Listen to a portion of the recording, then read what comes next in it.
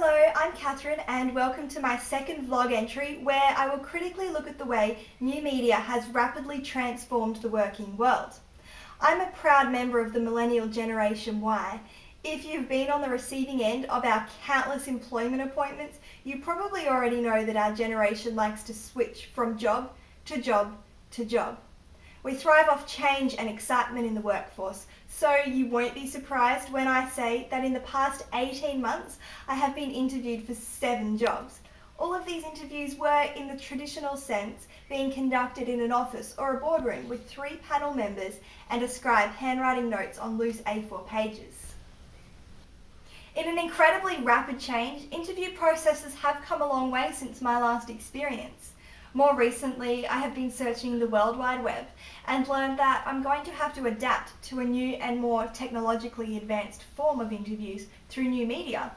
After recently harnessing the techniques to wow countless interviewers sitting behind a dark wood desk with a desk nameplate that reads "Boss" in a more welcoming way, I'll soon be told to log on to the likes of Skype or Second Life at a specific time within a sizable universe to share my employment experiences in a pitch for a job to the person sitting on the other side of my webcam.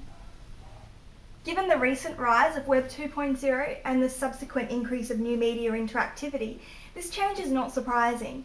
Another student blogger, Russell, raised the point that humanity is completely absorbed within new media, and we reflect this in our day-to-day lives. As Silverstone, De Jong and Schulenberg put it, we are living in a mediopolis whereby our experiences in a public space are underpinned and overarched by media. This definitely proves to be true when looking at the media's impact on today's workforce.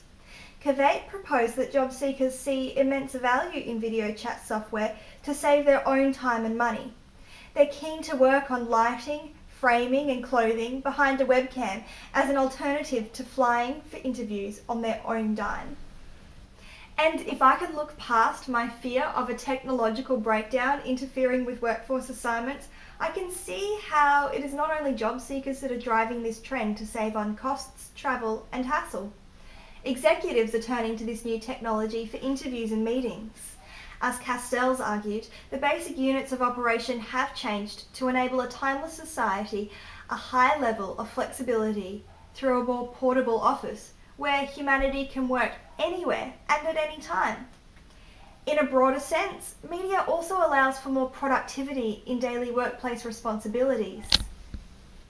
As an example, Zitrain emphasised how mindshare within cyberspace and the connectivity between multiple networks offers opportunities for companies to outsource specialised tasks.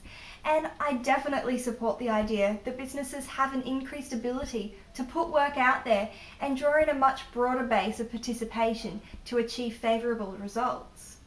And as more and more businesses are combining the internet into their business practices, I have no doubt that these changes will soon become the norm and the traditional processes will be thought of less and less.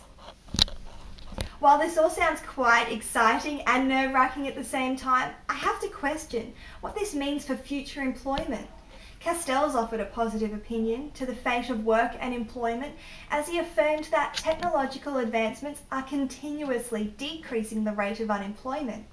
Because of the rise of the internet and the diverse culture surrounding it, there is a greater need for computer-mediated and information-intensive jobs. Specifically, it's important to consider how these changes will affect you and me, prospects for new media positions in the future. Blogger Billenberg contended that opportunities are yet to be offered within new media. However, for now, the idea of being able to work in a timeless manner and connect with people from across the globe through more personal programs than the telephone, email or facsimile seems like a pretty great opportunity for me. Just thinking about how I can now set up face-to-face interviews with businesses in Paris and New York sounds thrilling. Nevertheless, I do agree with Billenberg in his argument that new media will continue to develop. It's important to consider the impact of future developments. How will humanity advance technologies again to create more changes for the next generation? And does that responsibility fall on us as future employees?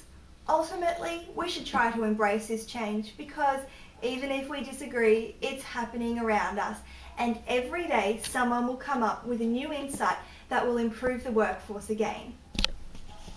In that sense, it won't stop here, so don't get too comfortable.